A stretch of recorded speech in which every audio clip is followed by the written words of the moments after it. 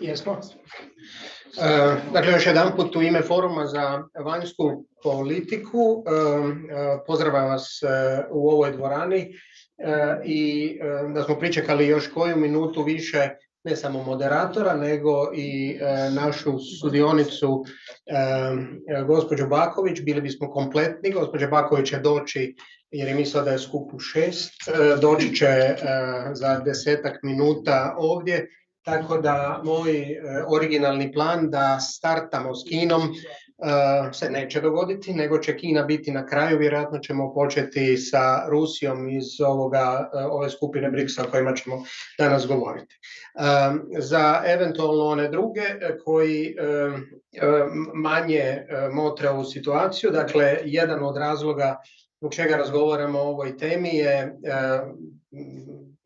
svijet i BRICS u svjetlu svog 15. samita koji je završen u Johannesburgu i eventualno preslagivanja kakvo u svijetu traje.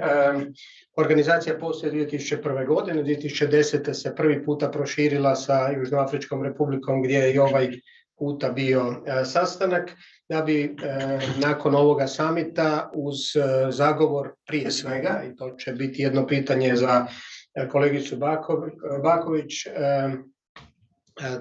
ušlo 6 novih članica, što je, smatra se, ojačalo položaj Kine, a i Rusiji nije bilo mrsko s obzirom na trenutnu situaciju prema Moskvi. Međutim, bez obzira na to, BRICS obuhvaća 26% zemljine mase i 41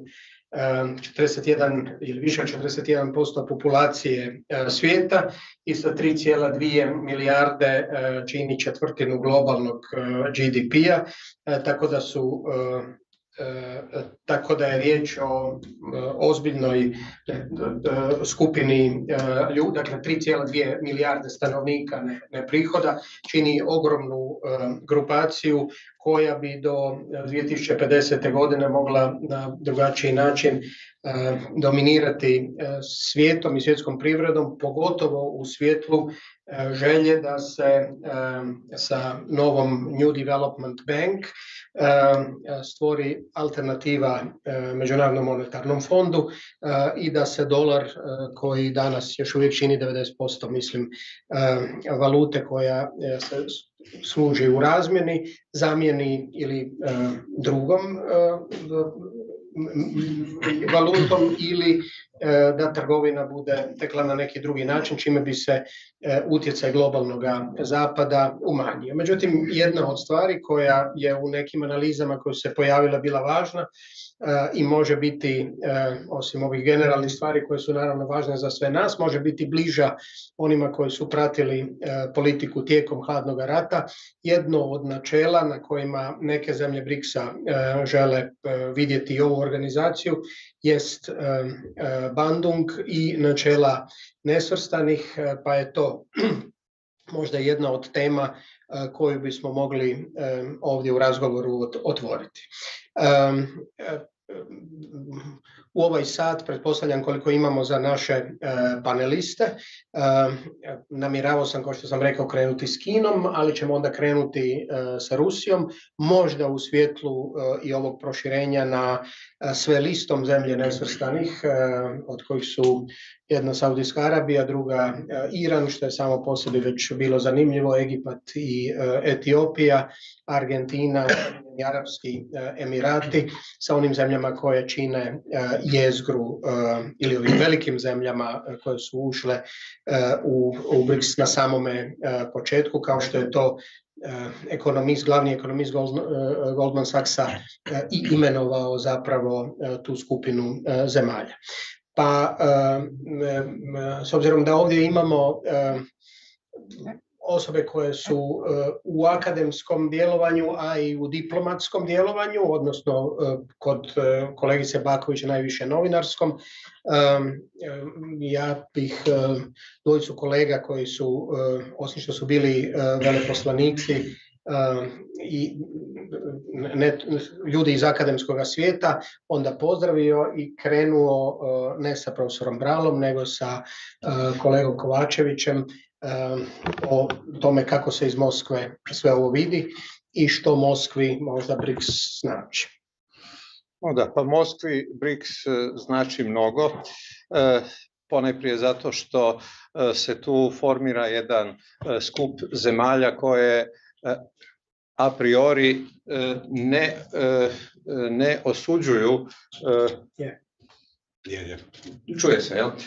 Ne osuđuju vanjsku politiku Ruske federacije. Ali ako se vratimo počecima i ako se sjetimo da je zapravo onaj summit BRICS-a nakon kojeg su uslijedili redoviti godišnji summiti BRICS-a održan 2009. u Jekaterinburgu u Rusiji, onda nam je jasno koliko je to za Rusiju bilo važno, tim prije što je Rusija tad još bila članica skupine G8.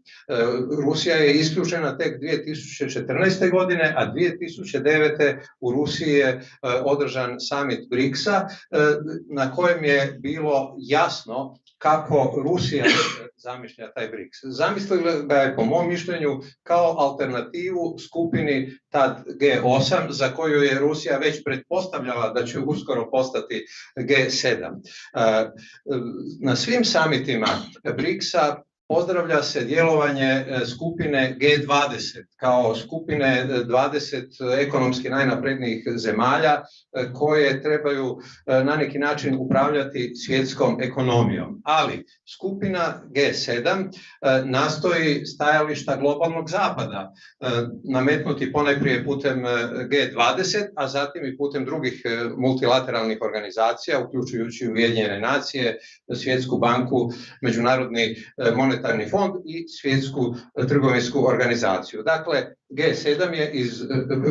BRICS je iz ruske perspektive zamišljen kao alternativa skupini država G7 i u okviru BRICS-a su se trebala pripremati stajališta zajedničke strategije za nastup na sjednicama G20. Već na tom prvom samitu je naglašena, kako sam već rekao, središnja uloga G20 u upravljanju svjetskom ekonomijom. Zašto im je to važno? Zbog toga što tamo nisu samo zemlje globalnog zapada, nego i zemlje izvan tog kruga. U očitoj aluziji na Međunarodni monetarni fond i Svjetsku banku u točci 3 zajedničke izjave sa tog samita 2009. godine kaže se da zemlje u razvoju moraju imati jači glas i predstavljenost u međunarodnim financijskim institucijama čiji čelnici i direktori moraju biti postavljani putem transparentnog procesa zasnovanog na provjeri kompetencija. Znamo da je neformalni dogovor da direktor Svjetske banke uvijek bude iz Amerike i direktor ili direktorica Međunarodnog monetarnog fonda uvijek iz Europe. I pritom sama procedura imenovanja nije uvijek transparentna. Tako da su čelnici zemalja BRICS-a, od kojih većina se ne može pohvaliti nekom visokom transparentnošću unutrašnje politike, dali lekciju globalnom zapadu o tome kako na demokratski način trebaju biti uređeni odnosi unutar međunarodnih organizacija.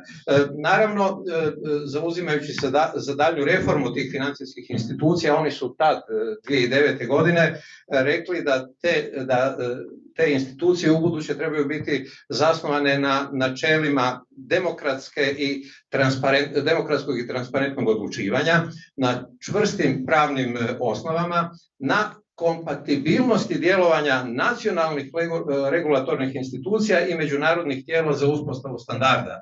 Problem standardizacije je jedan od ključnih problema suvremenih međunarodnih odnosa i tu se biju velike bitke. Ja ću samo spomenuti to da je globalni zapad zapravo odlučio uvesti zabranu upotrebe najnaprednije telekomunikacijske tehnologije G5 samo zato što je proizvođač kineski, ili da Unatoč globalno usvojenim ciljevima održivog razvoja, globalni zapad, predvođen Sjedinjenim Američkim Državama, zabranio je uvoz solarnih panela iz Kine, koja ih najviše proizvodi i ima ih najviše instaliranih u cijelom svijetu.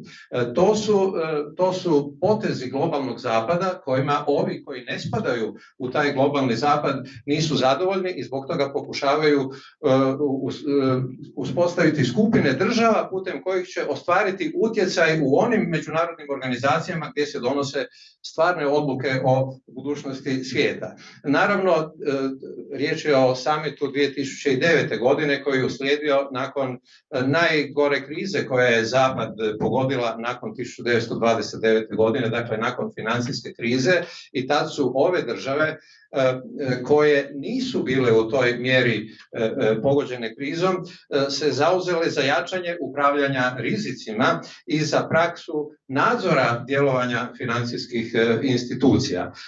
Kina je tad s visoka upozoravala na uzroke financijske krize s kojom se Zapad suočio 2007. i 2008. ali danas se Kina suočava upravo sa onim posljedicama, sa onim pojavama koje su dovele do financijske krize u Americi 2007. 2008. godine. To je naime bubble nekretninski.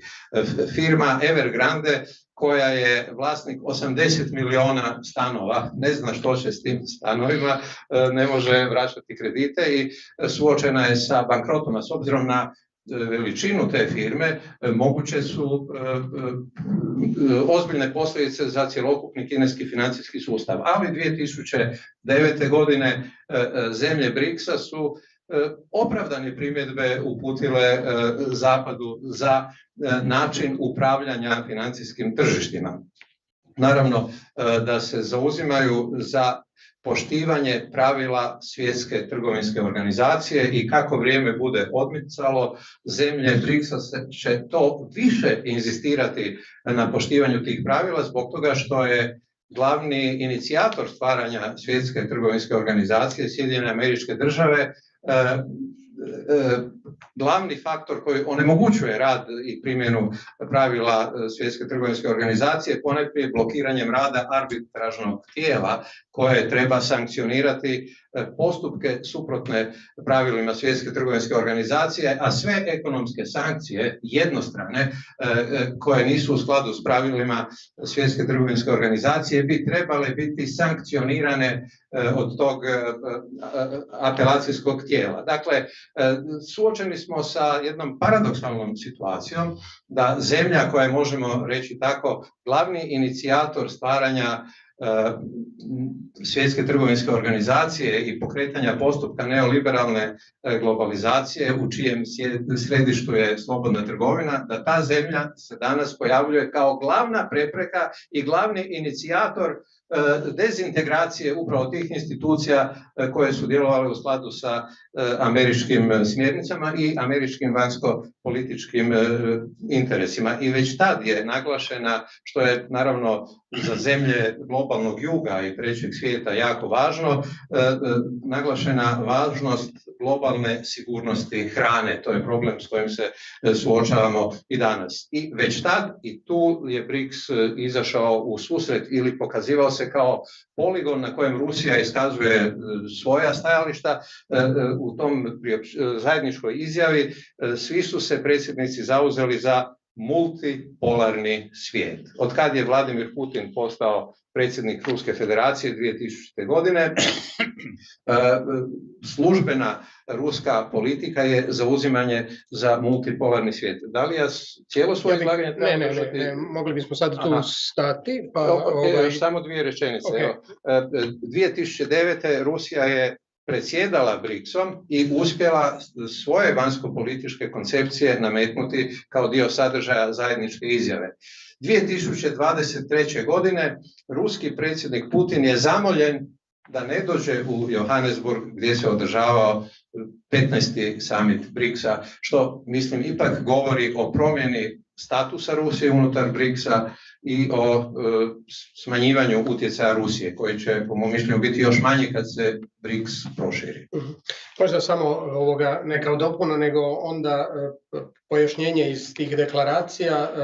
Dakle, 3 su temeljna stuba suradnje, političko-sigurnosna, ekonomsko-financijska i kulturna, kao i ova people-to-people suradnja između zemalja BRICS-a, i multilateralizam, kao i jačanje svjetske organizacije i tako dalje, je jedna od stvari koja je bila podvučena i u ovim dokumentima i koja se inače ovdje podvlači, kao i želja da ne postoji jedna zemlja ili grupa zemalja koja može nametnuti specifičnu ideologiju ostatku svjetskog sustava ili zemalja ili manipulirati međunarodnim sistemom da bi koristio njihovim nacionalnim interesima bez da se u obzir uzmu interesi čovječanstva. To je ono što možda možemo pronaći u drugim nekim organizacijama i u drugim organizacijama kojih su zemlje BRICS-a članovi. Od Latinske Amerike sada 2. Brazil možda je vrlo logičan i bit će dominantan. Kad se Brazil natječe eventualno za stalno mjesto u Vijeću sigurnosti, ako ga bude proširenja bilo, oni bi glavnog konkurenta vidjeli u Meksiku. Međutim, možda niti sada sve ideje koje ima u Brazil nisu bile potpuno iste ovim drugim članovima ili starim članovima BRICS-a, između ostaloga zbog toga što su Brazilci smatrali da bi to moglo zaoštriti odnose sa Zapadom. Pa evo, profesor Brala stav u Latinskoj Americi.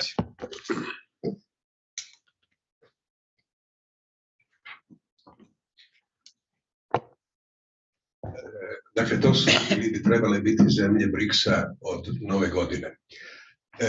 Rečeno je, i zaista je tome tako, na posljednjem samitu u Johannesburgu je upućen formaliziran poziv za pridruženje 6 novim članovima.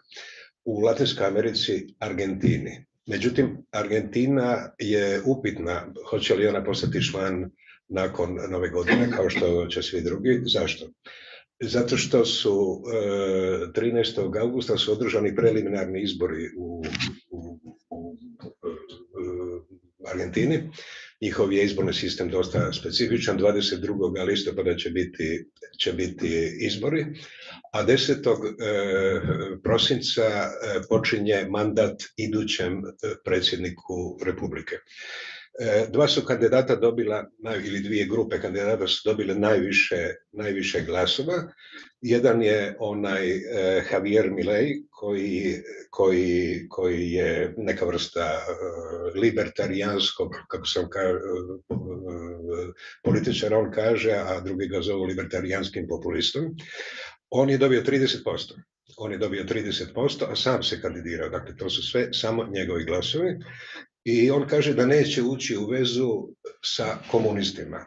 Komunisti su Brazil u ovom primjeru, dakle radnička partija predsjednika Lule i Kina, i da neće imati veze sa ljevicom uopće. Iduća kandidatkinja koja je tamo dobila ona sama 17%, a još jedna koja je zajedno s njom bila, pa imaju 28%, dakle ova ima 30% Milei, Patricia Bullrich, ne znam je li sa naše gore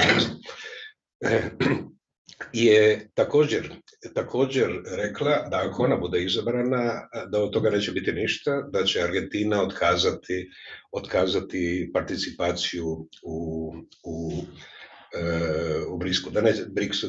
Njezina argumentacija je drugačija, njezina argumentacija da Iran, naime, 1992. i 1994. godine naročito, početkom 90. godina, je bila jedna serija atentata, uglavnom protiv židovske zajednica ili židovskih zajednica u Buenos Airesu, i tvrdilo se da je Argentina je zauzela stav prema, rekli su da su to otkrili u istraživanjima, da je Hezbollah to počinio, a Hezbollah bi onda imao podršku ili bi bio pogurnut od Irana. Pred godinu i pol ili dvije je ta teza maknuta jer je Izrael pak proveo istragu i onda su utvrdili da je to zaista Hezbollah, ali jedna frakcija koja nije povezana sa Iranom. No dobro, kako bilo da bilo, dva prva kandidata su protiv toga. Prema tome pitanje je da li će od nove godine i Argentina biti tamno plava kao što su druge zemlje koje će biti članice. Dakle, svakako kako god se uzme, ova skupina prolazi kroz veoma važan trenutak. Ovo širenje je pogotovo najave još dodatnih pristupanja. I gledano iz Brazila može se analizirati kroz najmanje 3 dimenzije BRICS. Prvi je pogled odozgo, ono što se u teoriji političkog realizma naziva dakle, analiza međunarodnog sustava kao ambijenta sastavljenog od nacionalnih država koje imaju svoje nacionalne interese, koje nastoje sačuvati ili povećati moć u međusobnom natjecanju. Samo čas da pokrenem. I koji je preko ova 3 stupa koja je profesor Jakovina već na početku spomenuo, pokušavaju dakle ostvariti, očuvati, zaštititi i unaprijediti vlastite interese. Dakle, iz te perspektive, drugim riječima, BRICS nastoji akumulirati gospodarske, političke i vojne sposobnosti u suočavanju sa tradicionalnim velikim silama, prvenstveno SAD-om i Evropom. Na svom početku, u kontekstu financijske krize 2008. koju je profesor Kovačević spomenuo, BRICS je nastojao djelovati na koordiniran način, već u multilateralnim forumima. I to prvenstveno kako bi zahtijevao reformu u institucijama globalnog ekonomskog i političkog upravljanja, posebno u Međunarodnom monetarnom fondu i Svjetskoj banci, ali također od strane Brazila i Indije i u Vijeću sigurnosti. Dakle, Vijeće sigurnosti je o toj se reformi govori desetljećima. Gospodin Lončar je sigurno i sam o njoj razgovarao. Brazil je od početka pokazivao interes da postane stalna članica Vijeća sigurnosti. Indijska je kandidatura nešto, koliko ja barem znam, nešto novija, ali je dobila jedan jaki poguranac, jedan jaki impuls kad je uoči nedavnoga samita G20 u Delhiju predsjednik Biden je došao dan prije i javno je rekao da će Indija imati podršku Sjedinjenih država za mjesto stalne članice Vijeća sigurnosti. Nije to rekao za Brazil. Vidjet ćemo sada hoće li, danas je ponedjeljak, sutra reći, sutra bi se Biden trebao sastati sa predsjednikom Brazila, koji, kao što je tradicija od 1947. godine, otvara zasjedanje Generalne skupštine, Brazil otvara svojim govorom. Pitanja koja su vezana uz međunarodnu sigurnost već su dobivala sve više prostora na svakom samitu zemalja BRICS-a, ali napetosti su postale intenzivnije ili izraženije nakon izbora Trumpa, naravno 2017.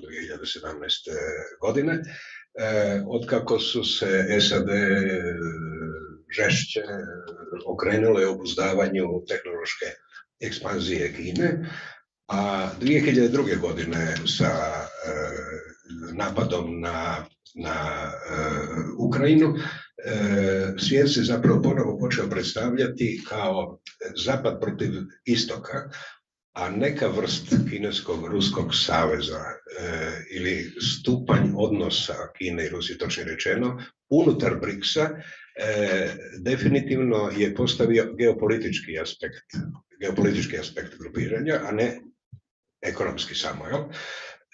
Dakle, grupa zapravo postaje sve više geopolitički savez, a ne samo ekonomski savez. Drugi način analize BRICS-a je iz horizontalne, bočne perspektive, to jest analiziranje odnosa unutar grupe, između njih, i tu se mogu vidjeti konvergencije i asimetrije među zemljama. Na primjer, u području zdravstva je BRICS nastojao povećati međusobnu suradnju, zemlje su BRICS zemlje su nastojale povećati suradnju, uspostavljajući radne skupine, memorandume o razumijevanju. Pandemija je onda covida, korone je zakočila tu priču, a zemlje BRICS-a nisu uspjele u raspravama unutar Svjetske trgovinske organizacije uskladiti zajednički stav o privremenoj suspenziji patenata za cjepivo ili privremenoj modifikaciji patenata za cjepivo, pa kako se nisu mogle same usuglasiti, onda da bome nisu mogle niti nametati. Analize pokazuju, dakle, na prvi pogled već ekonomske velike asimetrije. U trgovinskim odnosima tri su BRICS-a, Brazil, Rusija i Južna Afrika, imaju trgovinske suficite s Kinom. Izvoz njihov u Kinu je uglavnom od primarnih poljoprivrednih i mineralnih proizvoda, dakle soja u slučaju Brazila, željezna ruda, sirova, nešto je rafinirana nafta, nešto ugljena i tako dalje. Indija je jedina zemlja BRICS-a koja ima deficit sa Kinom i također izvozi tamo primarne proizvode, osim lijekova. Dakle, nešto napredniji sektor tehnologije i ekonomije. Za uzvrat, u zemlje BRICS-a kineski izvoz unutar bloka se sastoji od dijelova prvenstveno za telefonske uređaje, kao što je logično, strojevi za obradu podataka, dakle dijelovi za kompjutere i druge sisteme i poluvodiče. Ovo sa poluvodičima je posebno važno. I drugim riječima, kad se uzme jedno sa drugim, trgovinski odnosi unutar BRICS-a zapravo na neki način sežu do tradicionalne međunarodne podjele rada u kojoj je Kina u središtu.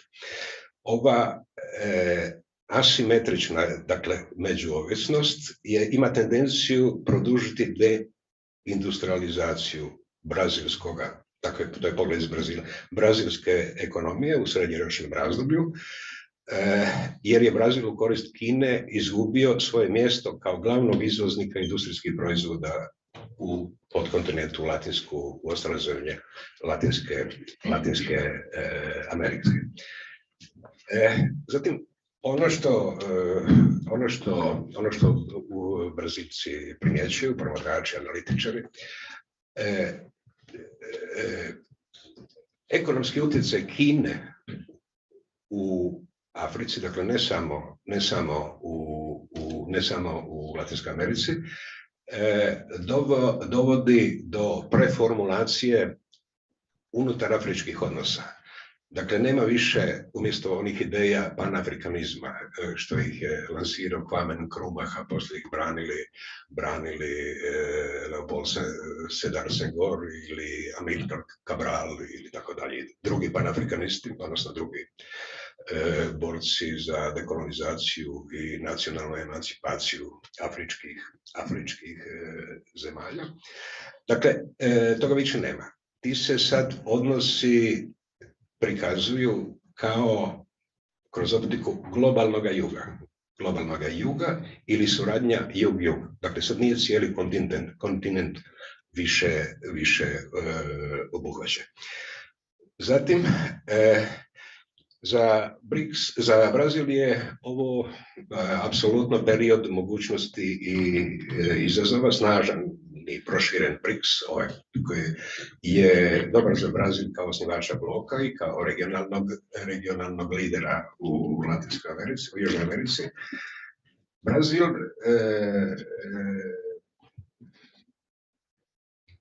grupa, odnosno BRICS, zemlje BRICS-a povećava svoju snažnu ekonomsku bazu u fosilnoj energiji uz veći demokratski deficit. A to stvara poteškoće Brazilu. Jer u Brazilu je baš obrnuto, on želi širiti ideje demokracije i socijalnih prava, a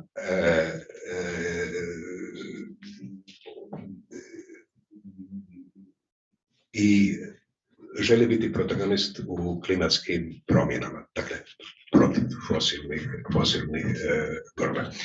Zašto je Brazil u BRICS-u, još ću kratko nekoliko riječi reći, zašto je Brazil koji su fundamenti brazilske vanjske politike uglavnom, koliko se može očitati. Prvo da bome je povećanje ekonomske moći i utjecaja na globalnoj razini, geopolitički naravno utjecaj, nastoji se Brazil pozicionirati kao regionalan, ali i kao globalan igrač. BRICS je dobra platforma sa velikim zemljama koje su dobre za to. Brazilski monetarni ili valutarni točni interesi su također tu jasni, zato je predsjednik Lula u više navrata izazvao užas kod nekih promatrača kad je spominjao novu valutu koju će BRICS uvesti. BRICS vjerojatno neće uvesti novu valutu, to bi ipak bio pretjeran korak, ali zaista je apsurd da Brazil posluje sa Kinom, a da to ide preko dolara i da cijena onoga u Kini ili onoga u Brazilu ne ovisi o njima samima, o tim dvijema zemljama i njihovim ekonomijama, nego ovisi o dolaru kojim se može na različite načine manipulirati. Brazil ima interese naravno za stabilnost u međunarodnim odnosima, globalno i na podkontinentu, bogat je prirodnim resursima. BRICS je platforma za promociju izvoza i ekonomskih interesa, posebno sektori poput poljoprivrede i energije, ali i visoke tehnologije i obnovljivih izvora energije. I tu Brazil vidi potencijale za rast svoje ekonomije. Nemojmo zaboraviti, spomenuo sam visoku tehnologiju. Brazil je visoka tehnološka zemlja u pojedinim segmentima. Brazil lansira satelite iz svemirske baze Alcantara i satelite po narudžbi, a i uslužno lansira satelite Francuske i svima drugima. To je Alcantara je gore prema Francuskoj Gvajani ima odlične meteorološke uvjete, ali Brazilci imaju tehnologiju da to sve skupa obavljaju. Brazil ima izvanredan avion, Embraer je vrhunski avion koji se teško probira protiv Boeinga, Canadieja i Airbusa u Europi, ali je odličan pogotovo za kraće i srednje linije. Da bome i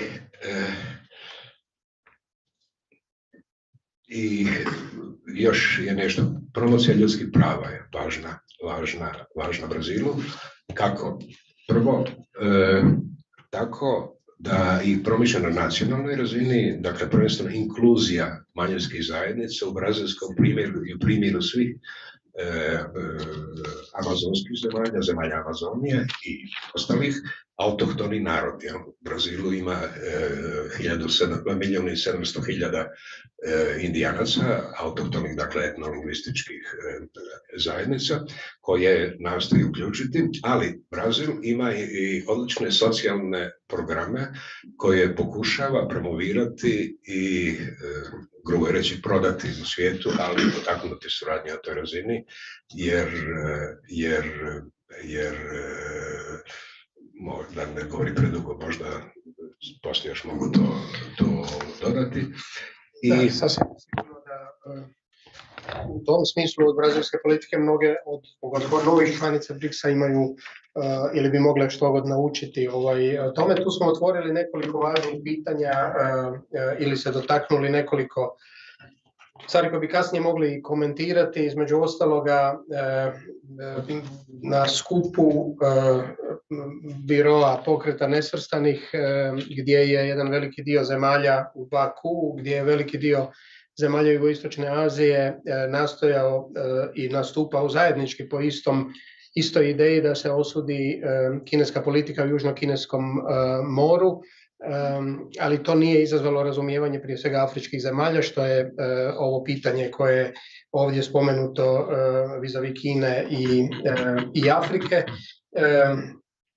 Između ostaloga smo prije nego je Zorana došla više puta naravno apostrofirali Kinu, pa i po krizi sa stanovima, 80 milijuna stanova, što sam ja doduše pomislio da bi to bilo sjajno za apartmanizaciju u Hrvatskoj kad bi bilo moguće transferirati.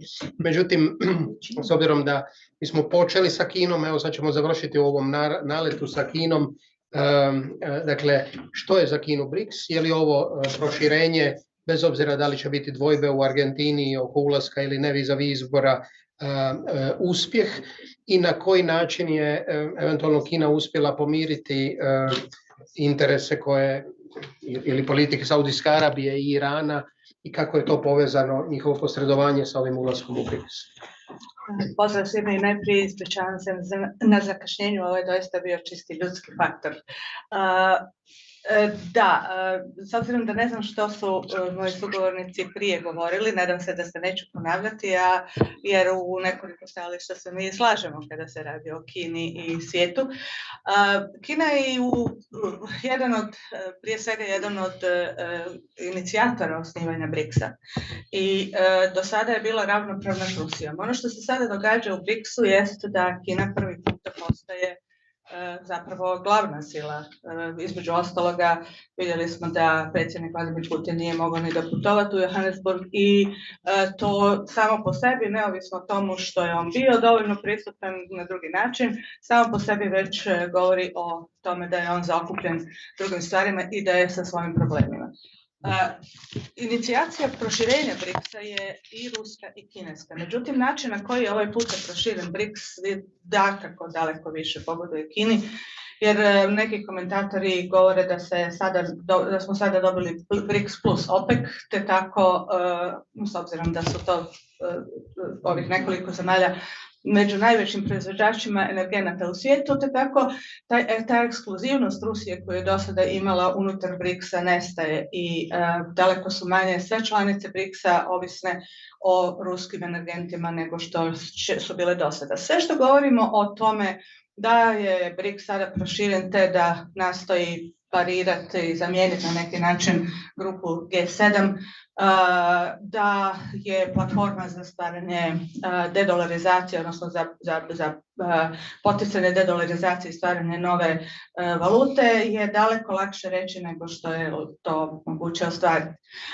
Definitivno smo u velikoj krizi multilateralizma, odnosno multilaterale općenito, i to vidimo od Ujedinjenih naroda pa do organizacija kao što su BRICS, i to iz nekoliko razloga. Prvi i osnovni razlog je da su unutar svake skupine, neovisno je ona tako mala kao što je dosadašnji BRICS ili tako velika kao što su Ujedinjeni narodi, imamo takve rivalitete među onima koji nose te organizacije da zapravo ne vidimo točno kako će ti rivaliteti uopće biti mirno riješeni. U ovom slučaju najveći rivalitet je upravo između Kine i Indije, Dakako, to što je Kina uspjela između Saudije Arabije i Irana je kineski veliki diplomatski poen, ali još puno toga nije riješeno između te dvije zemlje, pa ćemo i to vidjeti kako će se dalje razvijati. Međutim, između Kine i Indije je rivalitet ogroman, dubok, ja bih rekla suštinski, i to po svim pitanjima, od samoga temeljnog uređenja, demokracije vis-a-vis autokracije, neovisno o tome što se pod Narendrom Modijem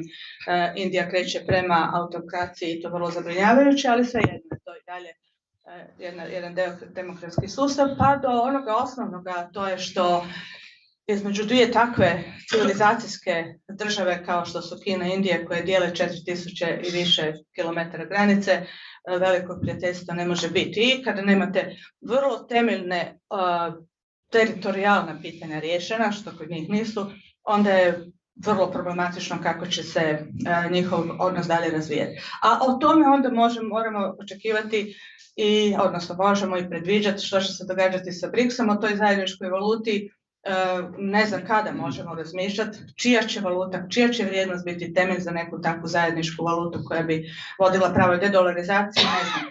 Što vidimo jest da se širi platforma za, ja bih to nazvala, neovisno trgovanje energentima, te su tako evo i danas dvije članice potpisale sporazum da će trgovati u nacionalnim valutama, a ne u dolaru, ali to nije dedolarizacija, to je smanjenje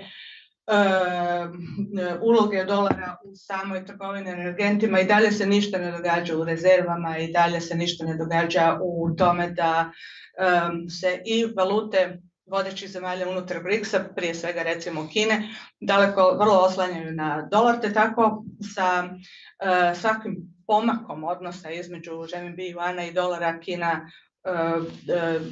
u ovome slučaju recimo trenutačno veoma trpi. BRICS je jedan od kineskih pokušaja pronalaženja izlaza iz situacije u koju je doveo Putin i Rusija svojom agresijom na Ukrajinu, čime je prekinuta inicijativa pojasa i puta. To je nešto što ove godine Kina obilježava 10. obljetnicu prvoga pominjanja te inicijative, dakle iniciranje inicijative, i nešto na što se je Kina bitno oslanjala, s obzirom da je Kina u svojim više desetljeća reformi nagomilala jednu ogromnu količinu prekapacitiranih tvornica, rudnika, svega mogućega. Samo da pomenem da je, na primjer, višak kineskog aluminija viši nego ukupna europska proizvodnja aluminija. I to negdje mora plasirati.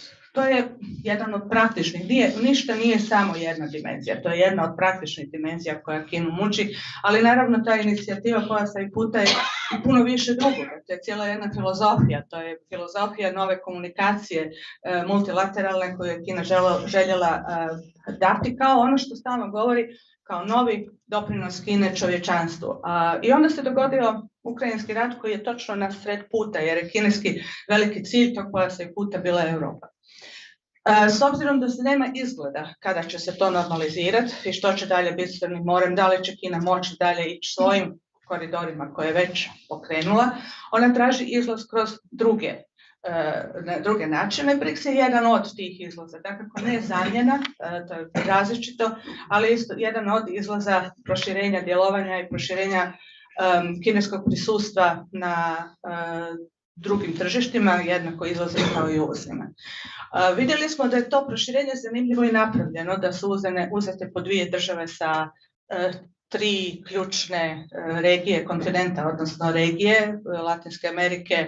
Dakle, da imamo sada po dvije, ali imamo u Latinskoj Americi Argentinu i Brazil, onda u Africi Južnu Afriku i Egipat, Bliski istok gdje je Kina iznimno aktivna i vrlo ambiciozna, Saudija Arabija i Iran i Ujedinjeni Arapski Emirati povrh toga, tako da se vidi očito da kinesko djelovanje ide u svim smjerovima, dakle Kina želi obuhvatiti sve kontinente. I vrlo očito želi predefinirati svoje prisustvo i svoj nastup na nekim kontinentima na kojima, zapravo na svim kontinentima, ali na nekima na kojima je došla negdje do zamke koju sama sebi napravila, posebice u Africi, gdje je taj pojasni put jednim dijelom i doveo do nečega što ide kontra Kine, a to su te dužničke zamke, gdje je Kina gradila intenzivnu infrastrukturu, davala za to kredite, te se zemlje zaduživale, postale veliki dužnici i sada se to negdje okreće, makar u sentimentu, a vrlo često i u politici tih zemalja kontra Kine. Ono što Kina sada pokušava, a što će naravno kroz BRICS, kao i sve druge forume u kojima ona želi imati više glasa, jest iz gradnje infrastrukture preći u industrializaciju. Dakle, Kina želi postati faktor industrializacije zemalja u razvoju, te na taj način se takozvanom globalnom jugu, koji je sada vjerojatno hit pojam o kojemu svi razgovaraju, pokušavaju ga definirati čim preciznije i nekolicina zemalja se staviti na njegovo čelo. Dakle, Kina pokušava u tom globalnom jugu postati faktor istinskog razvoja, ne samo gradnje infrastrukture koja često završava nigdje, doslovce nigdje, a užasno puno košta, nego industrializacija, dakle davanja jedne nove razine razvoja zemljama koje su manje razvijene. Još jednu točku bih napomenula prije nego završim.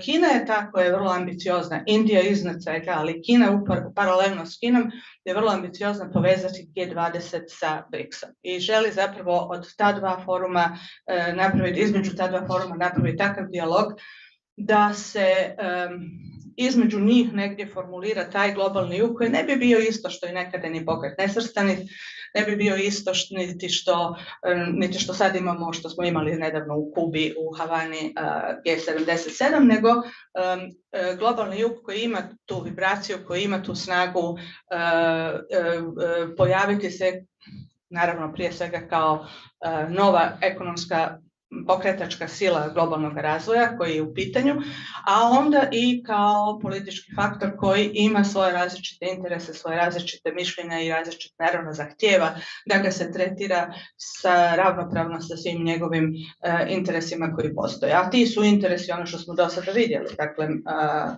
ne zaustavljati rast ni jedne zemlje.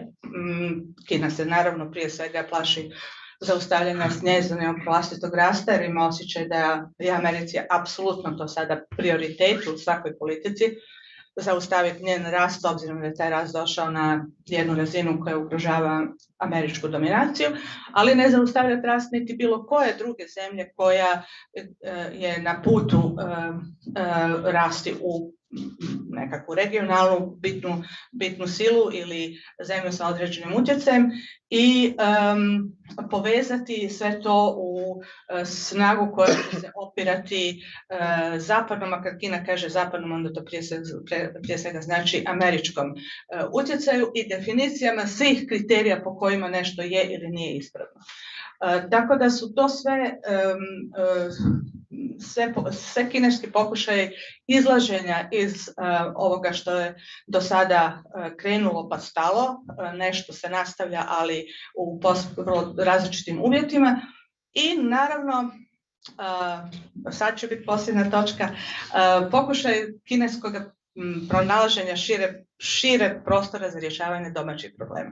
Kina je u silnim problemima, pomenuli ste nekretninsko tržište koje ne znaju kako će uopće riješiti. Oni imaju unutar sebe, unutar kineskih neovisnih ekonomskih analitičara koji su daleko brojniji nego što su neovisni politički komentatori. Imaju dvije struje, jedna tvrdi da su ovi problemi nastali zbog pandemije, da je to postpandemijski zastoj koji će se riješiti. Država upucava ogromne količine novca, ali svjesna da se još nije oporavila ni od onih 580 milijardi dolara koje je ubrizgala 2008. godine u vrijeme svjetske financijske krize. A drugi misle da su ovo sistemski problemi i većini se čini zapravo da bi to mogli biti sistemski problemi kojima je pandemija samo pridonijela da se jače pokažu. I ukoliko je to točno, onda je pitanje gdje su odgovori. Ono što je još uvijek dobro jest da Kina te odgovore traži tako široko, da ide van i traži u tom velikom multilateralnom globalnom povezivanju. Biće vrlo loše ukoliko se dogodi da se Kina zatvori i da te odgovore počne tražiti unutar sebe, onako kao što se to dogodilo u vrijeme velike kulturne revolucije Mao Tse-tunga. Nije lijep ni dobar znak ovo veliko čišćenje koje Kina provodi, nestaju ministri, sad je prvo je nestao ministar vanjskih poslova, sad je nestao ministar obrane i on je pod istragom zbog korupcije. Međutim, s druge strane je jasno da je to jedna od stvari kod kojih je Xi Jinping počeo. Korupcija u Kini je došla do točke u kojoj se je činilo da će metastaze već progutati i vitalne organe. I s obzirom da je kineska analiza raspada Sovjetskog saveza se vrlo koncentrirala upravo na to, na korupciju koja je pošterala kralježnicu Sovjetskog saveza, one su bili doista u ogromnom strahu da to više ne može tako dalje. Na koncu, ako se i dogodi, nisam pomenula Tajvan nijednom riječju, on je stalno u fokusu u svim razgovorima, uvijek prvi o kojemu Kina razgovara, ali treba imati na umu da on je jedan od problema i nije jedini. Tajvan i to što će dalje biti s Tajvanom je jedna od kineskih obsesija koja može lako dovesti do oružanog sukoba ukoliko to Amerika odluči da hoće. Međutim, čak i ako govorimo o tome, meni su kineski vojni dužnosnici rekli, mi imamo generale koji su kupili svoje činove i mi ne znamo što će biti ako se zarati, jesu li oni uopće sposobni ratovati ili kome će biti odani, hoće li biti odani američkim bankama gdje su položili svoje novce ili će biti odani domovini koju brane. Tako da imamo nekoliko krupnih zalogaja koje je Xi Jinping uzeo u svoje usta. Ne može ih sve progutati odjednom, to je vrlo jasno. I moramo gledati što će se unutar Kine dogoditi zbog toga što kineska vanjska politika je uvijek proizilazila iz tih unutarnjih stvari, unutarnjih interesa, unutarnjih trvenja i kada dođe do tih velikih komešanja između različitih teorija kako Kina treba ići dalje, onda se može dogoditi svašta i na vanjsko-političkom planu i samo se, opet ponavljam i ovdje završavam, moramo nadati da Kina ostaje otvorena.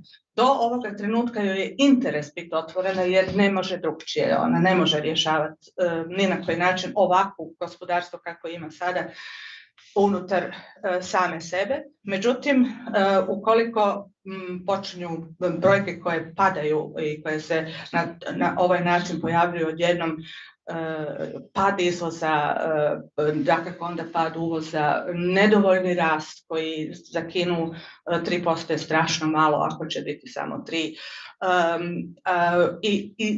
i nekoliko sektora u kojima nema rješenja, a među njima je baš taj nekretninski, građevinski, onda vjerojatno ćemo morati očekivati nekakve kineske drugčije zaokrete u vanjskoj politici. Nisam pretjerano optimistična zbog toga što se Xi Jinping sada ne pojavljuje, nije došao ni na generalnu skupštinu, naglo je otišao s BRICS-a prije nego je održao govor koji je onda u njegovo ime čitao ministar trgovine. Neke su najave, nije bio na G20, neke su najave da neće ići ni na APEC. Što to zapravo znači? Možemo se nadati da to znači da Kina želi svijetu pokazati da se tako ponaša velesila, da neće doći u Delhi ukoliko će se Biden sresti samo sa Modijem, a ne i s njim, možda je to razlog, ali ako se radi o nekim unutarnjim problemima, ako je Xi Jinping pod takvim pritiskom da ne može izići, onda to neće biti dobro i onda moramo očekivati neke druge unutarnje, a onda i vanjsko-političke događaje, no o tome sada samo možemo spekulirati što ja sada ne bih. Imaćemo još možda jedan krug kraći sada i onda otvoriti prostor za pitanja. Tu je bilo puno asocijacija. Možda jedna samo, pa onda sa gospodinom Kovačevićem. ovi odnosi koji su problematični između Indije i Kine, ali i Rusija koja više nije u onako dominantnom položaju kakvom je možda bila u trenutku kada je BRICS stvaran. Međutim, ako baš hoćemo i svaka od ovih zemalja koje su buduće članice ili su postale članice imaju zapravo sličan tip problema ili neriješenih odnosa od kojih su Iran i Saudijska Arabija jedan, ali mislim Egipat i Etiopija sa pitanjem Nila i brojnih drugih stvari i tako dalje i tako dalje. Što Rusija ili koliko Rusija zapravo može biti puno više sada zainteresirana da očuva ulogu unutar ovoga kruga gdje je, ako ne više prva, ali možda još uvijek druga zemlja i koji bez obzira na ovaj tip međusobnih odnosa i trvenja koje postoje između pojedinih članica BRICS-a. Da, apsolutno. Rusiji je interes da BRICS kao skupina država postane što je moguće utjecajniji u svijetu, jer na taj način Rusija računa da će si priskrbiti stanovitu zaštitu od primjene ponajprije američkih sankcija. Premda treba reći da dosad BRICS nije u tom pogledu u potpunosti štitio interese Rusije. Kad su proglašene prve američke financijske sankcije, onda je ova banka koju je BRICS osnovao odmah najavila da uopće neće ni na koji način surađivati s Rusijom, ne bi li izbjegla pad rejtinga. Međutim, nije izbjegla pad rejtinga zbog toga što je Rusija 20% vlasnik. Tih 5 osnovnih članica BRICS-a su po 20% vlasnici banke. Sad su pozvane sve članice Ujedinjenih nacija koje žele ući u vlasničku strukturu te banke da uđu, s tim da ukupan postotak vlasništva ovih koji su izvan tog kruga, prvih 5 članica BRICS-a, može biti ispod 50%. Ali ta banka u kojoj Rusija ima 20% odmah je odbila surađivati sa BRICS-om. Možemo reći da je Indija jedna od zemalja na koje prema kojoj je Amerika imala velika očekivanja u vezi sa pridruživanjem Indije globalnom zapadu u sankcijama protiv Rusije. Indija se nije pridružila sankcijama protiv Rusije, ali je Indija izvukla enormnu korist iz te suradnje sa Rusijom i temeljem nekih nedavnih izjava ruskog ministra vanjskih poslova Lavrova možemo zaključiti da će se između Rusije i Indije, između kojih do sad nije bilo ozbiljnih problema, pojaviti problemi. U čemu je riječ? 2 članice osnivačice BRICS-a primjenjuju ovu politiku nakon što je Rusija isključena iz ovog SWIFT-a i mogućnosti međunarodnih plaćanja, primjenjuju tu ideologiju dedolarizacije i plaćanja u nacionalnoj valuti. I sad ruske nacionalne kompanije koje su isporučile enormne količine nafte Indiji ne znaju što će s rupijima. Jer ono što bi za te rupije mogli kupiti u Indiji, to njima ne treba.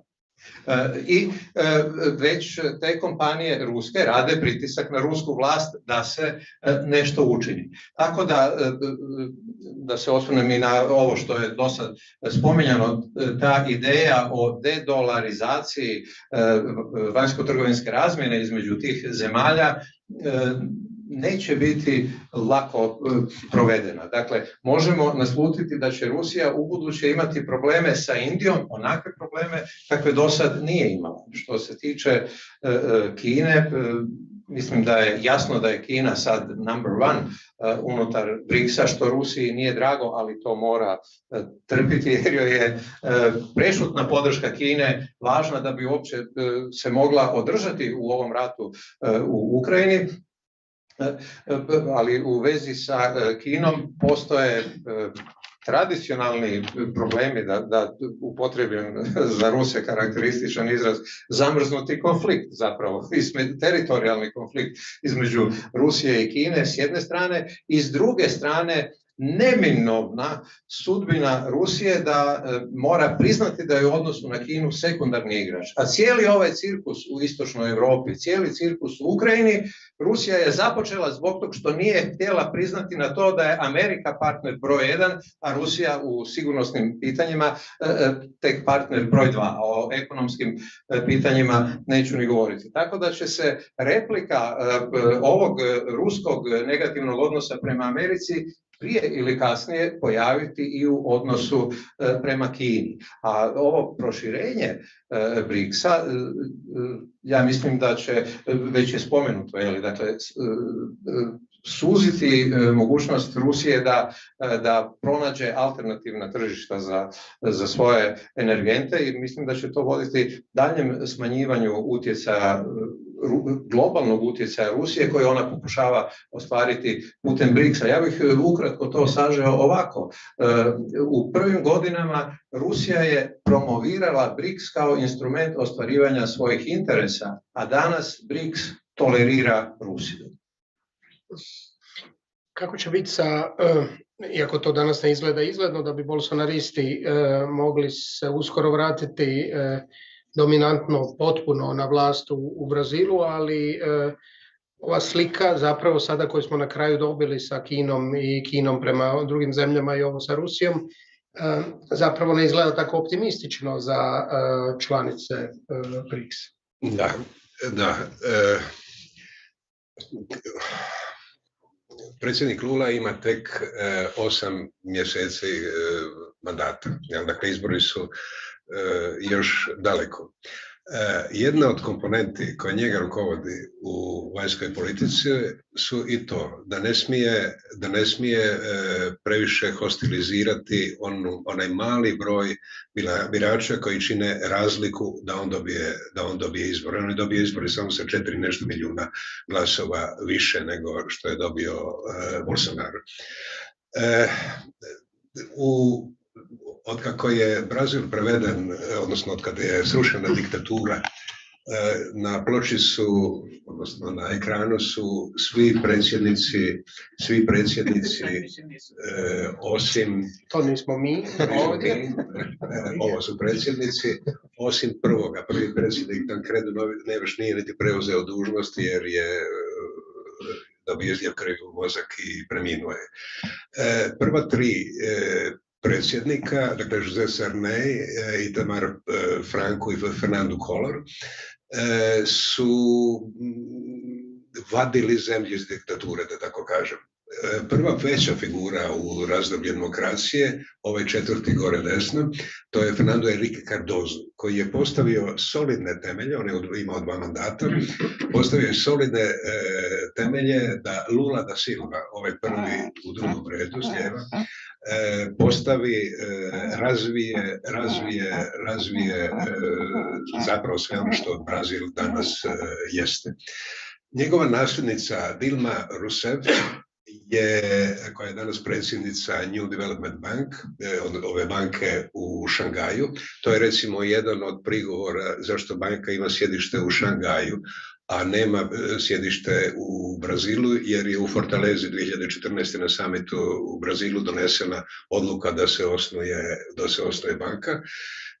Lula je isposlovao da to ona bude predsjednica te banke ove godine, na proljeće, negdje mislim u aprilu da je to bilo.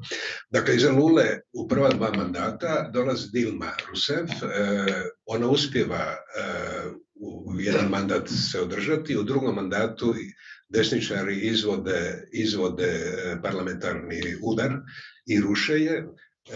Naime, dogodilo se da su se promijenile svjetske okolnosti, kriza i tako dalje, to se sve sručilo na Brazil, no su nju proglasili krivom za to. Naslijedio ju je Temer, koji je na sreću isto samo kratko bio, njezin potpredsjednik, i onda je došao ovaj nesretnik Bolsonaro, koji je posljednji u drugom redu desno, koji je upropastio zaista sve što je mogao upropastiti. I potpuno je smanjio diplomatski kapital Brazila, potpuno je smanjio potencijal za usuglašavanje sa najvišim partnerima i kompromitirao poziciju Brazila u multilateralnim institucijama i raznim instancijama. Zato se možda može činiti, onaj ko prati brazilsku vanjsku politiku, da Lula previše nastupa u multilaterali, a premalo u bilaterali. Ovo je jedan dio odgovora i još mora mesti ono što je ovaj osnovi. Ja sam tu spremio, dakle, banka, to je već bilo rečeno, banka, to nema smisla, Dilma Rousseff, predsjednica banke, više predsjednica Brazila, ilustraciju odnosa, ekonomskih odnosa unutar BRICS-a daću na dva primjera. Jedan je Kina. Jedna je Kina, kao što vidite u drugom redu. Ima li ovo pokazivač? Ima.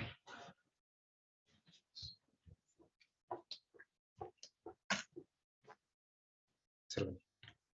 Aha, hvala. Vidi se tu, ne vidi se zvana. Aha. Dakle, u drugom redu, Kina je sada prvi partner Brazila u uvozu i u izvozu. Kad je o strukturi riječ, izvoz, kao što vidite, brazilski je, kao što sam malo prije u uvodu i rekao, je primaran. Dominira soja, željezna rudača, najniži oni rafinati nafte i nešto malo mesa, celuloza i perad. Soja dominira, to će nam biti važno malo kasnije kad dođemo do odnosa sa Rusijom. S druge strane, ova je ta ista tablica, ali uvoza iz Kine. U uvozu iz Kine nema niti jedan primarni proizvod, dakle i niske dodane vrijednosti, svi su industrializirani proizvodi. Kad je o Rusiji riječ, odnosno Brazila i Rusije, njemu za podmirenje potreba poljoprivredne proizvodnje treba 37 milijuna tona godišnje, to je ovih drugi 15% sam proizvodi. Kad je o zemljama podrijetla riječ, prve su dvije, dakle, zemlje BRICS-a.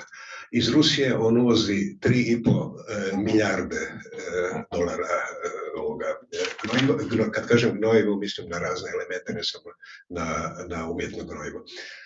Elemente koji su potrebni za proizvodnju umjetnog gnojiva. Kina, i tu možemo vidjeti da će na godinu će se pojaviti treća članica BRICS-a s kojom također on ima pola milijarde dolara uvoza. Dakle,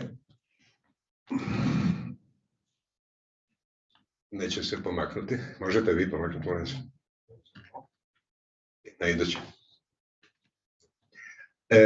Malo prije sam spomenuo soju i rekao sam da je to važno kad je riječ o Rusiji. Ovo je tablica koja pokazuje, ovo je 33. što piše 33. Dakle, Rusija je na 33. mjestu brazilske izvozne ljestvice, a na 6. mjestu uvozne ljestvice iz Rusije.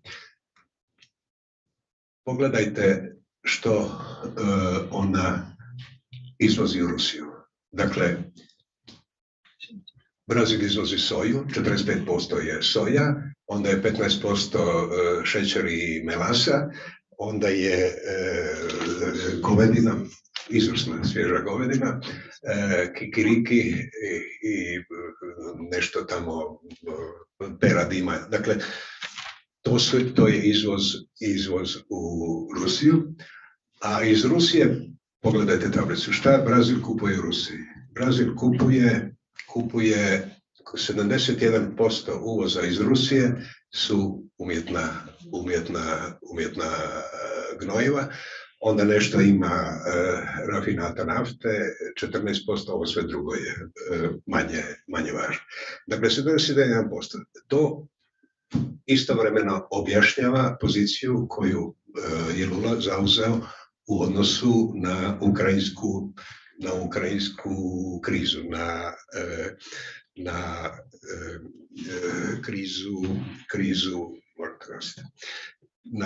dakle na invaziju Rusije. Ali svojim odnosom je izazvao i velikog brata da se namršti.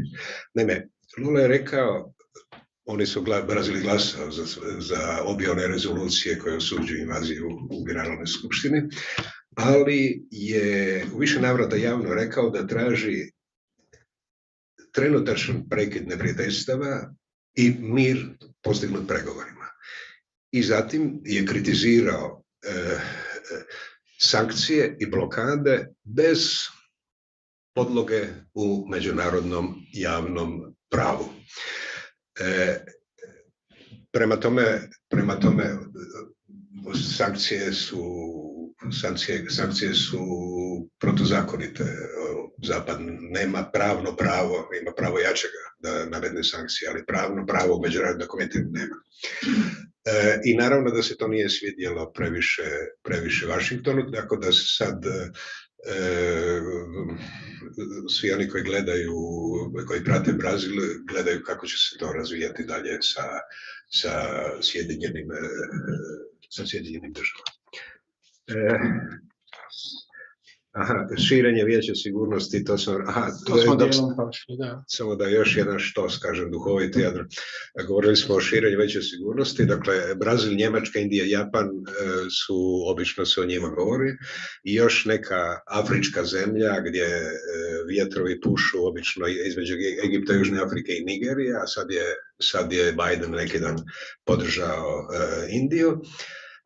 A BRICS se u deklaraciji samita u Johannesburgu zalaže za Brazil, Indiju i Južnu Afriku. A talijanski ambasador u Ujedinjenim nacijama, Francesco Fulci, je 1995. godine pokrenuo inicijativu da i Italija uđe u trku i sa duhovitim argumentom, pa nisu samo Njemačka i Japan, i mi smo izgubili Drugi svjetski rat. To je zapravo dosta dobra teza, ne čuje se uvijek iz Rima, tako da možda evo za kraj ovog našeg dijela, zapravo ovo kad se sve skupa podvuče, taj dio Kina može biti tu dominantna, ali poteškoća se čini da je užasno puno ispred svih članica BRICS-a, i pitanje je onda zapravo kolike su te čvrste veze između i novih i starih članica. Kako vidite razvoj za Kinu prije svega? Doista vrlo dinamično i vrlo uzbudljivo. Gotovo da imamo jedan multilateralni politički thriller koji se događa pred našim očima. Vidjeli smo da je na G20 Biden prodao Ukrajinu radi Indijinog komitmenta prema Quadu. Quad je, da podsjetim, 4-lateralna organizacija, odnosno jedan ne sasvim čvrsti forum između Amerike, Australije, Japana i Indije, koji se doslovce i isključivo bavi Kinom. Njima je najvažnije napraviti jedan snažni savez koji bi Kinu okružio, ako vidimo kako ide zemlje od Amerike preko Japana, Australije i Indije, to je jedno zaokruženje poput omče oko vrata kroz Indijski ocean, i koji bi se prije svega odnosilo naravno na Južno Kinesko more. Onda smo vidjeli kako je Putin da kažemo, zabio čavao u leđa, da ne bude baš nož Kini kada je Kim Jong-una pozvao u Rusiju. Kim Jong-un se upravo vratio jučer valjda iz Rusije, a što je tamo tražio, vidjeli smo. Tražio je ono što Kina ne želi da Sjeverna Koreja ima. Dakle, tražio između ostaloga i smanjene atomske glave, tražio je tehnologiju za taj vojni špijunski satelit koji je 2 puta pokušao lansirati, 2 puta je to bilo neuspjelo. Tražio je zapravo svu tehnologiju koju Kina definitivno ne želi da Sjeverna Koreja ima, jer Sjeverna Koreja je nešto što je Kini već jedan puta pomelo velike planove 50. godine, kada je isto ovako Stalin, osjetivši pritisak od Amerike, htio skrenuti njezin fokus na Pacifik i nagovorio Kim Il-sunga da krene u osvajanje Južne Koreje, što je, znajući da se Kina u to mora umiješati, potpuno omelo kineske planove osvojiti Tajvan, odnosno završiti ono što je započela, što je stalo od 1949. godine i što je izazvalo rat koji je trajao 3 godine, odnio 3,5 i više milijuna ljudi i niš ne promijenio. Dakle, ostala je crta tamo gdje je bila, 38. paralela, onakva kakva je bila, osim što je poginulo po nekim procjenama 0,5 milijuna kineskih vojnika i to sve Kinu potpuno skrenulo u jedan drugi smjer. Odjedanputa se sad taj susret između Putina i Kim Jong-una pojavljuje kao vreća sjemena za novi prošireni rat i za koji ne znamo kud se može voditi.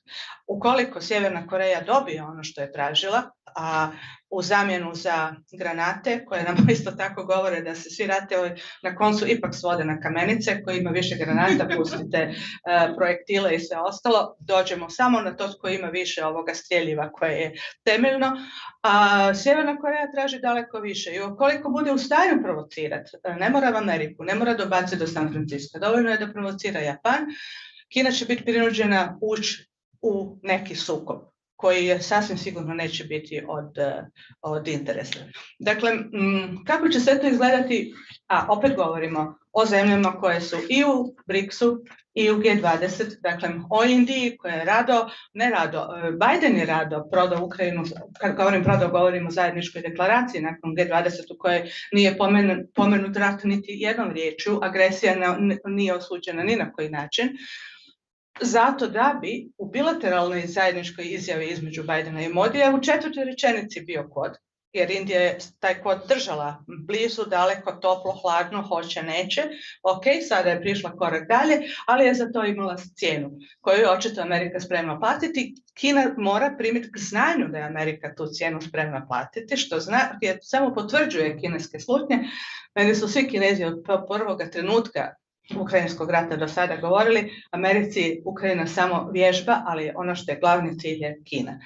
Sada, kako će se u tom trileru razvijati, koga ćemo pronaći kao najvećeg ubojicu, a ko će biti tu pravi, će se najbolje snaći, to ćemo vidjeti jer je dinamično. U ovome trenutku se ne može zapravo reći ništa kako će se bilo koji od tih odnosa dalje razvijati. Svaki od bilateralnih odnosa u tim multilateralama i tim ograncima multilaterala se razvija dinamično i ovisi kinesko-indijski o indijsko-američkim, kinesko-ruski o rusko-sjeverno-korejskim i tako dalje i tako dalje. Dakle, ulazimo doista u onu izreku da Bog doživio u zanimljivo vremena. Hvala lijepa, nadam se da je ova tribina bila barem donekle zanimljiva i što ćemo vidjeti po pitanjima koje će sada, nadam se, uslijediti još u nekoliko minuta. Ovdje samo opaska, taj rat ako bude bio u Aziji, taj rat vjerojatno neće biti bez izravnog sudjelovanja Sjedinjenih država, izravnog naravno sudjelovanja Kine, što je onda mijenja sasvim stanje u kojem jesmo i to je sasvim drugi tip onda odnosa u kojem ćemo biti. Evo izvolite, članica foruma Vesna Pusić prvo. Hvala lijepo, budući da nemamo i onak puno vremena jer je pri kraju, ali zbilja hvala, jako je bilo zanimljivo. Hvala svim govornicima i uvodničarima. jedan provokativni zaključak. Iz ovog što ste vi govorili, a iz ovog što pratimo, meni se čini da taj BRICS nema puno veza.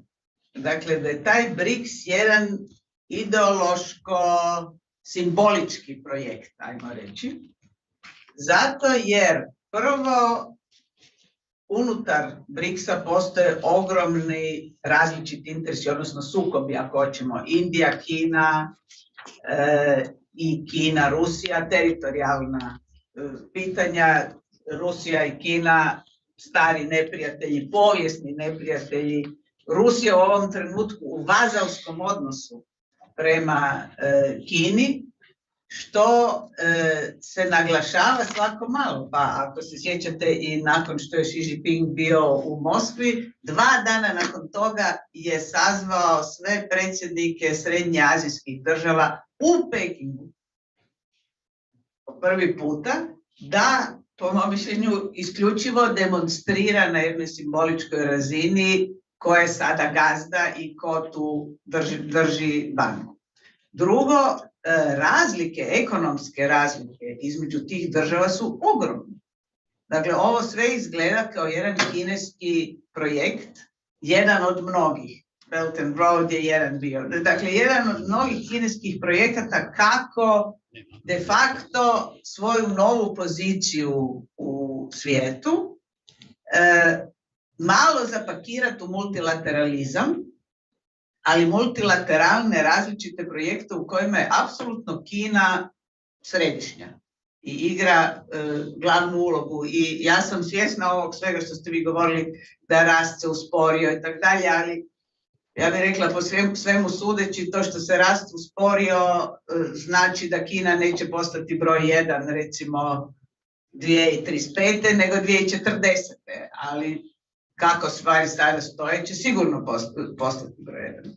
Ovo što se rata između Kine i Rusije, Kine i Amerike tiče, ja sam mislila da je to potpuno nemoguće i da ne dolazi u obzir, dok nisam čula neke vrlo visoko pozicionirane savjetnike američkih, recimo Trumpovskog, ne Trump sam, ali senatora koji su njemu bliski, dakle ta republikanska radikalna desnica, koja o tome razmišlja javno kao o jednom realnom projektu. Dakle, šta će se tu dogoditi, po mom mišljenju, jako visi i o ishodu američkih izbora.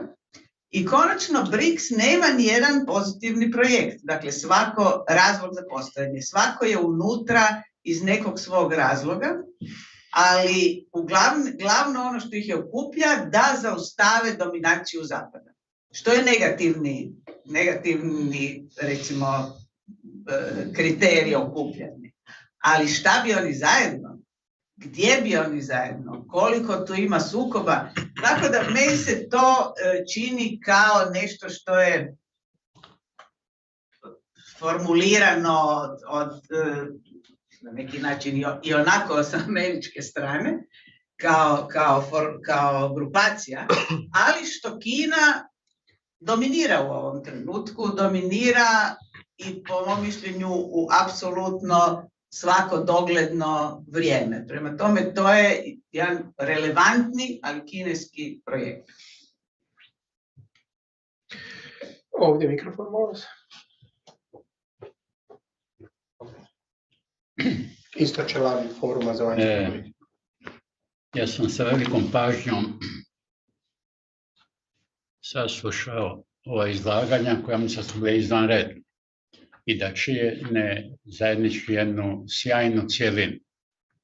Međutim, ovdje nedostaje naravno još jedna stvar, a to je da se to smjesti u širi kontekst i to svjetskih kretanja, svjetskih neravnoteža, svjetskih problema i dilema i sa nekom vizijom kako toga izaći. To je broj 1. Broj 2, mislim, ja se tu razlikujem od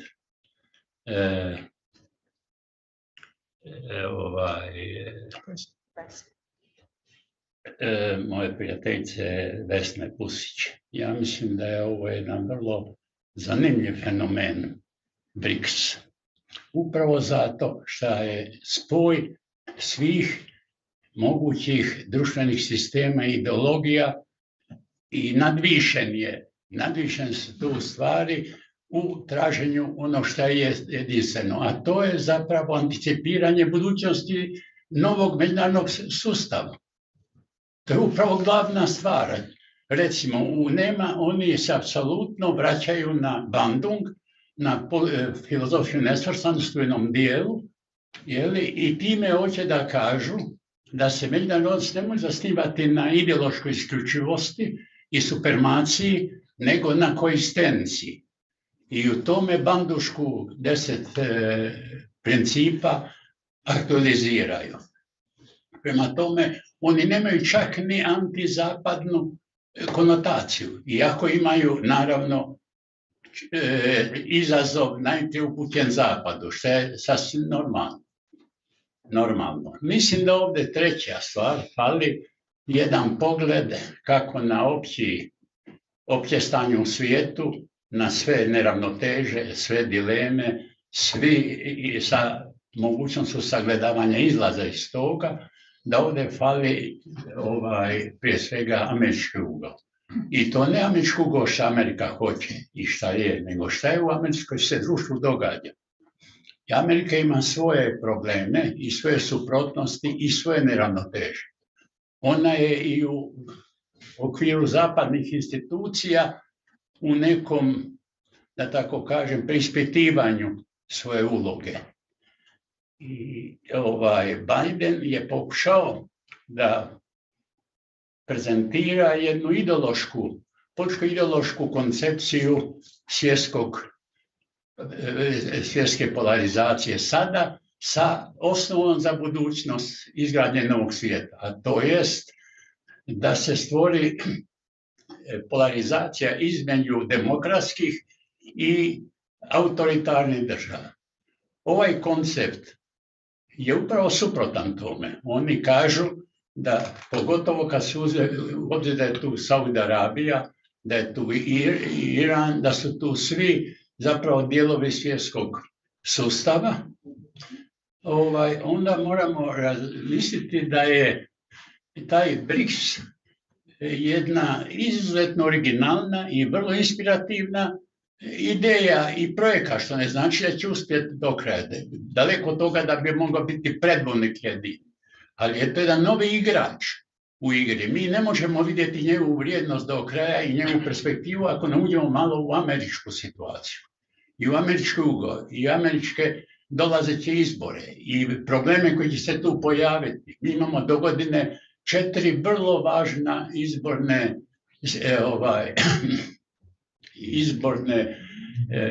priredbe. Jedna je Amerika najvažnija i najsloženija i neizvjesnija po mom mišljenju. Druga je Indija, koja također je na ispitu, ova sadašnja politika Modija i njene tradicije. Znate, i to neće biti jednostavno što će se dogoditi u Indiji. Treće je Tajvan, koji također ima izbore, a Tajvan je dio ovog cijelog zaoštravanja i ove priče jedan od najdelikatnijih problema u odnosima Kine i Zapada. Jer je na tajvanskom primjeru se zasniva jedna Kina. I svako mijenjanje tog politike jedne Kine poteže cijelu kinesku međunarodnu poziciju, koja je danas daleko drugačija nego što je bila tada kad je dobila takvu poziciju. Evo danas, večeras, će dobiti Henry Kissinger nagradu Appeal of Conscience Foundation za životno djelo. Upravo glavna točka su 2 njegove zasluge. Jedna je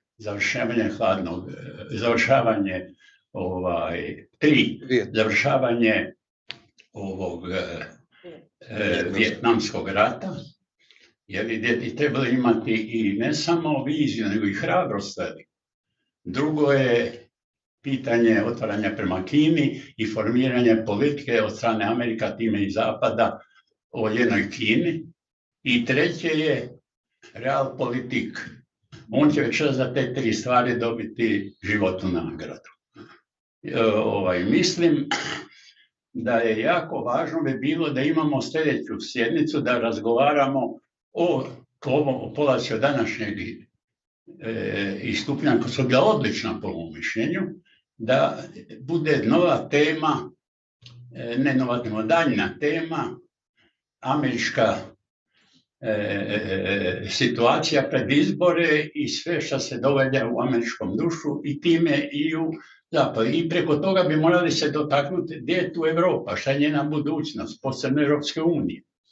I onda bi morali na neki način na kraju sagledati kud svijet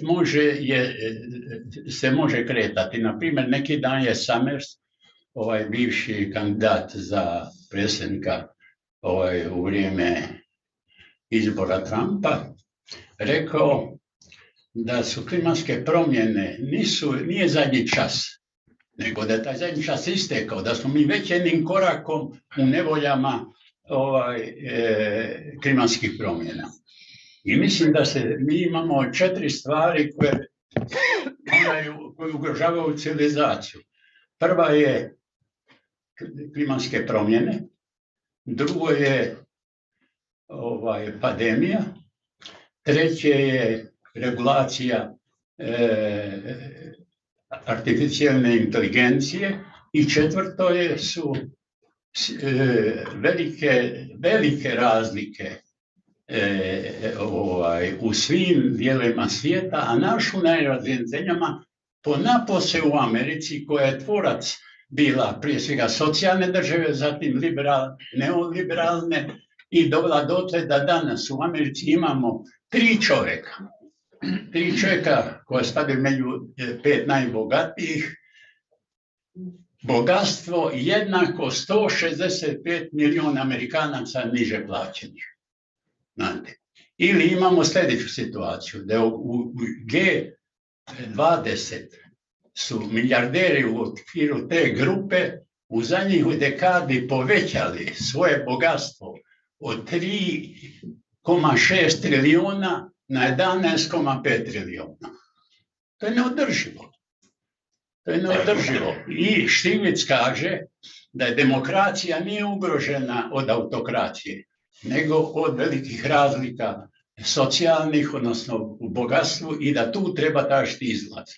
Ja sam malo nabacio sa prijedlogom da se održi nastavak ove diskusije sa time da idemo više, da se bavimo Amerikom, Zapadom i da se bavimo po mogućnosti kako svijet, kud se kreće i šta može biti u ovom našem svijetu u kojem živimo. Hvala. Hvala, da li ste, ovo je rezime u određenom smislu i tumačenja ovoga svega, ako imate za komentar. Ja bih samo htjela reći da su, što se BRICS-a tiče, i gospođe Pusić i gospodin Lončar potpuno u pravu. BRICS doista je jedna nemoguća skupina zbog svih razlika unutar sebe, a isto tako se slažem da je to jedna hrabra, inovativni pokušaj, prijedlog kako riješiti, kako postaviti temelje na ovom svjetskom poretku. Ako pogledamo sve multilateralne organizacije, jedina koja je jedinstvena je zapravo G7. Oni su jedini ideološki kompaktni, slični po svim svojim načelima, uvjerenjima i na kraju krajeva i po gospodarskom obrastu kako su došli do razine razvijenosti do koje jesu. Međutim, problem G7 upravo jest u njihovoj sličnosti iz koje ne izlazi ništa novo. Nakon ovoga ljeta i svega što smo preživjeli, moje uvjerenje da će o tomu, puno smo razgovarali o tome kako Amerika izvozi demokraciju, to joj sve manje uspijeva, kako Kina pokušava nametnuti svoj razvojni model drugim zemljama i to njoj sve manje uspijeva. Odlučit će zapravo koji će od sustava najviše odgovarati borbi protiv klimatskih promjena. Hoće li to biti autokracija ili demokracija? Po svemu tome bojim se da ćemo doći na kraju, ne bojim se zapravo, uvjerena sam i nadam se da ćemo doći na kraju opet na demokraciju, jer nijedna autokracija nije imala apsolutno nikakvo dobro rješenje za klimatske promjene i zbog toga mislim da tu već padaju na prvome ispitu. te zbog toga svaki pokušaj da se napravi, ajmo zašto ne bismo bili malo ovo, malo ono, će se ipak na kraju svoditi ponovno na to da je demokracija jedina koja razmišlja o čovjeku unutar onoga što nam se događa na planetu. A što se Kine i kineske dominacije tiče, da, ona je zagarantirana time što je Kina u svemu, u svakome svom dijelu lika više nalik na ono što predstavljaju druge zemlje. Dakle, ona je komunističkija od svake komunističke zemlje jer je apsolutno pod jednom partijom i tu nema majci mrdenja ni na kom polju, ali isto tako i kapitalističkija od svake kapitalističke zemlje zbog toga što se ona ponaša kao najveći neoliberalist i najveći kapitalist ovoga svijeta.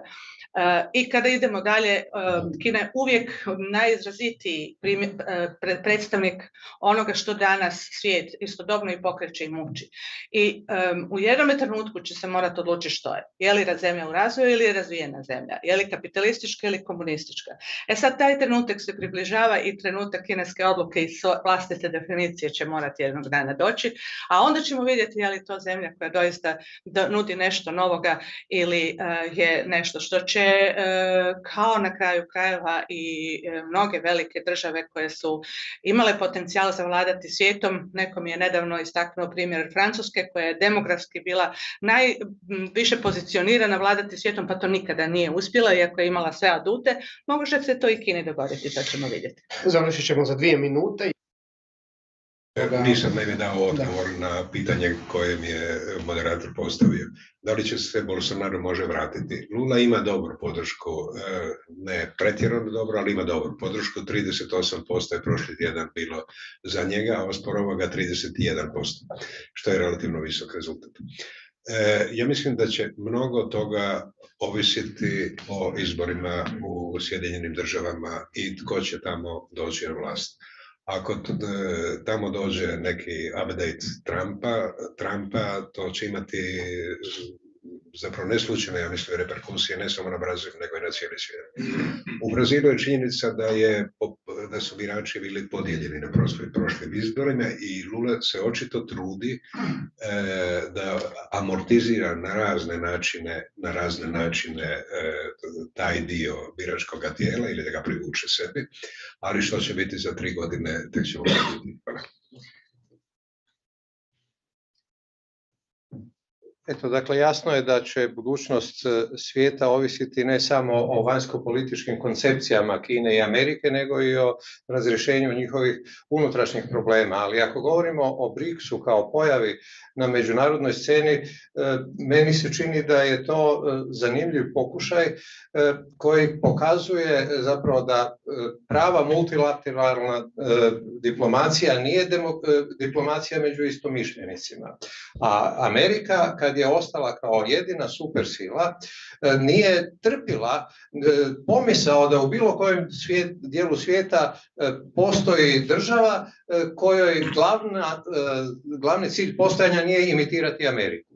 I Amerika je uvjerena da će demokracija a la Amerikana prije ili kasnije doći u cijelom svijetu, odlučila požuriti te procese. Pa je organizirala niz oružanih intervencija izvan granica zapadnog svijeta i zapravo dovela u krizu poredak u kojem je bila apsolutno, kako bih rekao, apsolutni autoritet i neupitan lider. Po mom mišljenju, Amerika je sama dovela u krizu poredak u kojem je bila jedina hegemonijska sila, a da ne kažem da je sljedeći neoliberalne ekonomske obrasce dovela do takve krize unutar Amerike u kojoj je 4 miliona obitelji ostalo bez kuća u kojima su stanovali. Pa to su posljedice usporedive s posljedicama rata. A kad govorimo o BRICS-u, oni se kad implicitno, kad eksplicitno određuju protiv Zapada, ali ne dovode u pitanje demokraciju kao poredak na Zapadu. nego dovode u pitanje, kako oni govore, i to su isto posudili iz ruskog diplomatskog rječnika, o dvostrukim standardima. Spomenuo sam neke od tih politika. Ne? Dakle, ciljevi održivog razvoja su apsolutno prihvatljivi, ali samo ako kupujete američke panele. Kina koja ih proizvodi najviše, koji su najjeftiniji i najbolji, njihove je zabranjeno kupovati. Sa takvom politikom nećete na svoju stranu dobiti globalni jug. Kina je pokušala nešto i u pogledu infrastrukture je unaprijedila Afriku. I sad je Kina svojom politikom Belt and Road Initiative dovela do toga da globalni zapad putem G20 reagira projektom koji je identičan kineskim infrastrukturnim projektima koji treba središnju Afriku spojiti sa zapadnoafričkom obalom. Dakle, Amerika je neizravno priznala da je Kina, ne inzistirajući na ideološkim kriterijima pri odluci o financiranju određenih projekata, bila uspješnija nego Zapad. Summit demokracija, što je spomenuo gospodin Lončar, to je pokušaj Amerike da provede ideološku konfrontaciju u svijetu i da u drugi plan stavi socijalne interese, razlike u ekonomskom razvoju i posljedice primjene politika međunarodnih institucija na koje je Amerika imala dominantan utjecaj. Ne treba spominjati race to the bottom. Dakle, ključne elemente, ključne kriterije Međunarodnog monetarnog fonda za recimo afričke zemlje po kojim su morale ukinuti carinske barijere, morale odustati od subvencioniranja vlastite privrede i pristati na uvoz subvencioniranih proizvoda sa zapada, što je dovelo do uništenja njihovih ekonomija. To su posljedice politike zapada s kojima se suočavaju zemlje na čiju podršku BRICS računa. I spomenuto je da su oni iskoračili izvan domene ekonomije. Sjetimo se prošlogodišnjeg zaključka BRICS-a gdje su zaključili da se zauzimaju za dosljednu primjenu kontrolnih mehanizama Konvencije o zabrani kemijskog naoružanja i Konvencije o zabrani biološkog naoružanja. Koja država odbija provesti bilo kakav nadzor postrojenja za proizvodnju takvih oružja? Jasno je, number one u svijetu. A to su motivi koji daju energiju onima koji pokušavaju organizirati alternativne oblike multilateralizma. A pravi multilateralizam pretpostavlja suradnju zemalja koje su iznikle unutar različitih civilizacija, imaju različite ustavno-političke poretke i različite kad su prostavljene ekonomske interese. Ali to je tek prava diplomacija koja uspije postići dogovor među takvima, a ne multilateralna diplomacija gdje Biden dođe, lupi šakom po stolu i svi kažu tako je. Bravo. Hvala vam lijepa. On to više ne može. On to može samo u Moskvi. Hvala vam lijepa. Mi ćemo vam javiti o našim budućim susretima. Neki će od njih biti